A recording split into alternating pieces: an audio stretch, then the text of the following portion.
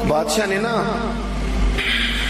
ارادہ کیا کہ میں نے اپنے بچے کو سپہ سالاری بھی سکھائی ہے، گھوڑ سواری بھی سکھائی ہے، نیزہ بازی بھی سکھائی ہے، میں چاہتا ہوں دین بھی سیکھ جائے۔ ایک بڑے زبردست عالم تھے، ان کے ذمے لگایا کہ آپ میرے بچے کو دین کا علم پڑھائیں۔ انہوں نے مکمل جدوجہد کے ساتھ 7-8 سال میں نا پورا عالم بنا دیا شہزادے کو۔ میری باتوں کی سمجھ آ رہی ہے آپ کو؟ کس کو؟ شہزادے کو۔ کس کو عالم بنایا جی؟ میرا بچہ بھی شہزادہ ہے نا، تو آپ کا بھی شہزادہ ہے۔ تو شہزادہ تو وہ ہونا چاہیے نا جس کو کسی کی محتاجی نہ ہو، اسے کچھ آتا جاتا ہو، لیکن نرا وہ شہزادہ ہی ہو، ویسے اسے کچھ بھی نہ پتا ہو تو زیادہ نہیں چلے گا۔ وہ بادشاہ نے کہا کہ میرے شہزادے کو عالم ہونا چاہیے، عالم کے ذمے لگایا۔ انہوں نے 5-6-7 سال میں نا خوب جدوجہد کر کے مکمل عالم بنا دیا۔ ہارون رشید نے بھی کہا تھا امام کسائی سے کہ میں چاہتا ہوں آپ میرے بیٹے کو پڑھائیں، لیکن میری گزارش ہے کہ میرے گھر آ کے پڑھائیں۔ تو امام صاحب فرمانے لگے یہ نبی پاک کا علم ہے، سب کا سانجا ہے، جہاں سب کے بیٹے بیٹھیں گے ہارون رشید کا پتر بھی وہی بیٹھے گا، گھر آ کے نہیں پڑھا سکتا۔ ہارون رشید نے اب جواب میں کیا کیا کہ امام صاحب کو نکال دو علاقے سے۔ تو کہنے لگا حضور میں بھی آزما ہی رہا تھا، میرا بھی دل تھا کہ میں سادے مولوی سے بچہ نہ پڑھواؤں، کسی غیرت مند سے پڑھواؤں۔ اب یہ گھر آیا کرے گا آپ کے، جہاں سارے بچے بیٹھیں گے چٹائی پہ وہیں بیٹھ کے پڑھے گا۔ ہارون رشید ایک دن گزر رہے تھے تو امام کسائی وضو کر رہے تھے اور شہزادہ ہارون رشید کا وضو کرا رہا تھا۔ اس نے لوٹا پکڑا ہوا ہے، امام صاحب کے پیروں پہ پانی ڈال رہا ہے اور امام صاحب وضو کر رہے ہیں۔ ہارون رشید گھوڑے پہ گزر رہے تھے، دور سے دیکھا تو گھوڑا بھگا دیا۔ کچھ شاگرد کہنے لگے حضور ہارون رشید آ رہا ہے، تو آپ فرمانے لگے کیا کروں آ رہا ہے تو آنے دو، پھر کیا ہے، سانو تخت ہزارے دی لوڑ کی ہے، نل کی لگے شہر بمبول دے نال، اسی تے اپنی بال کے سیکنے ہیں، سانو کی لگے کسی اور دے نال، آتا ہے تو آنے دو۔ تو آ گیا۔ اب وہ بڑے دبدبے کے ساتھ گھوڑے سے نیچے اترا، لوگوں کا خیال تھا ناراض ہوگا کہ میرے شہزادے سے کام کرا رہے ہیں۔ وہ اسی طرز پہ تیزی کے ساتھ قریب آیا اور حیرت انگیز انداز کے غصے میں۔ اب شاگرد اور عقیدت مند کانپ رہے ہیں کہ استادوں کے بارے میں کوئی بات نہ کر دے، ہم سے برداشت نہیں ہو سکے گا، لیکن اس نے قریب آ کے اپنے بچے کے کمر پہ زور سے مارا۔ کہنے لگا خدا کے بندے یہ تو کیا کر رہا ہے؟ استاد اپنے ہاتھوں سے پیر دھو رہے ہیں، ایک ہاتھ میں لوٹا پکڑ اور دوسرے ہاتھ سے استاد کے پیر دھلوا، تو نے پورا عالم نہیں بننا؟ یہ کیا تو نے طریقہ اختیار کیا ہوا ہے؟ اس طرح کر کے اس استاد صاحب کی خدمت کر۔ تو وہ اس بادشاہ نے نا اپنے بیٹے کو پڑھانے کے لیے عالم کے ذمے لگایا، انہوں نے پوری محنت کے ساتھ پڑھایا۔ پھر وہ فارغ التحصیل بھی ہو گیا بچہ، ایک ہی بیٹا تھا، تو مکمل فارغ ہو گیا نا۔ تو استاد صاحب کہنے لگے پیغام بھیجا پتر کل نا مجھے تم سے کوئی کام ہے، میرے گھر آنا۔ مدرسے نہیں، گھر بلایا بچے کو۔ جب گھر آ گیا اندر سے کنڈی لگا لی اور چھڑی پکڑ لی، بہت مارا بچے کو، کمر پہ نشان پڑ گئے اور بلا وجہ مارا۔ اس نے کہا استاد جی میری غلطی۔ چپ کر، نادان، غلطی پوچھتا ہے، چل دوڑ جا۔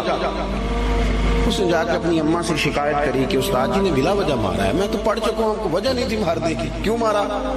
اماں کہنے لگی تیرے ابا سے بات کرتی ہوں۔ والد صاحب سے کہا تو اس نے کہا چپ کرو، اگر میں اس کا باپ ہوں تو استاد بھی تو باپ ہی ہوتا ہے نا، اور اس عالم کو میں جانتا ہوں وہ نیک آدمی ہے، کوئی حکمت ہوگی اس میں، ایسے تھوڑی مارا ہے۔ وقت گزر گیا، 20 سال 15 سال بیت گئے، بادشاہ کا انتقال ہوا، وہ شہزادہ تخت پہ بیٹھا۔ اس نے پہلا حکم یہ دیا کہ میرے استاد صاحب کو بلاؤ۔ اب وہ بیچارے بوڑھے ہو گئے، چھڑی ہاتھ میں پکڑی، جھکی ہوئی کمر، بڑی مشکل سے وہ آئے اور دربار میں آ کے کھڑے ہوئے۔ تو شہزادے نے پہلا سوال یہ پوچھا استاد جی پہلے تو میں بے اختیار تھا، آج اختیار میرے ہاتھ ہے، وہ بتاؤ نا مارا کیوں تھا؟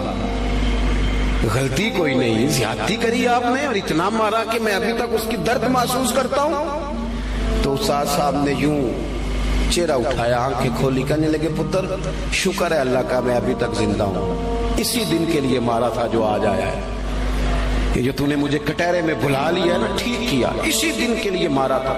کہا کیوں، کس وجہ سے؟ سنیں جی سنیں، اللہ آپ کو جزا دے، اسی دن کے لیے مارا تھا۔ کہا کیوں؟ کہنے لگے پتر کتنے سال بیت گئے مار کھائے؟ آپ کو 20 سال ہونے کو ہیں. فرمایا تو بھولا تو نہیں نا؟